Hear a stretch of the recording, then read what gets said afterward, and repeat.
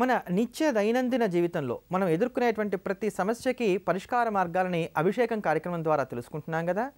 ఆ క్రమంలో ఈ రోజున మనం వాస్తు సంబంధమైనటువంటి దోషాల నుంచి బయటపడడానికి గాను ఉపకరించేటువంటి తేలికైనటువంటి పరిహారాన్ని గురించి తెలుసుకుందాం. మనం రకరకాల ఇళ్ళలో అద్దెకుంటూ ఉంటాం, లేదా చాలా కష్టపడి ఒక ఫ్లాట్ కొనుక్కుంటాం. అలా కొనుక్కున్న తర్వాత అందులో ఎక్కడైనా సరే ఒక చిన్న వాస్తు దోషం ఉంది అని తెలిస్తే కనుక అది సరిచేయడానికి వీలు కాదు, మనకేమో ఇబ్బందులు వస్తూ ఉంటాయి. అలా అనుకునేటువంటి వారందరికీ ఇప్పుడు మనం చెప్పుకోబోయేటువంటి పరిహారం చాలా చక్కగా ఉపయోగపడుతుంది. దీనికి మొట్టమొదట మీరు చేయవలసింది ఏంటంటే, మీ సింహద్వారం ఏదైతే ఉంటుందో, ఇంటికి ఉండేటువంటి మెయిన్ డోర్ ఏదైతే ఉందో, ఆ మెయిన్ డోర్ పైన మేలిమి పసుపుతోటి, అంటే దంచి తయారు చేసుకున్నటువంటి పసుపుతోటి స్వస్తికి గుర్తు రాయండి. ఈ స్వస్తికి గుర్తు రాయడంతో పాటుగా ప్రతిరోజు వదిలిపెట్టకుండా సాయంకాలం వేళ, సంధ్య వేళ ఇంట్లో ఎన్ని గదులు ఉంటాయో అన్ని గదుల్లో కూడా ఆ గదులన్నిటి కూడా ఒక మూలలో చిన్న చిన్న ప్రమిదలు అట్టి పెట్టండి. మన దీపావళి రోజు దీపాలు వెలిగించుకోవడానికి ప్రమిదలు వాడతాం కదా, ఆ ప్రమిదలు అట్టి పెట్టండి.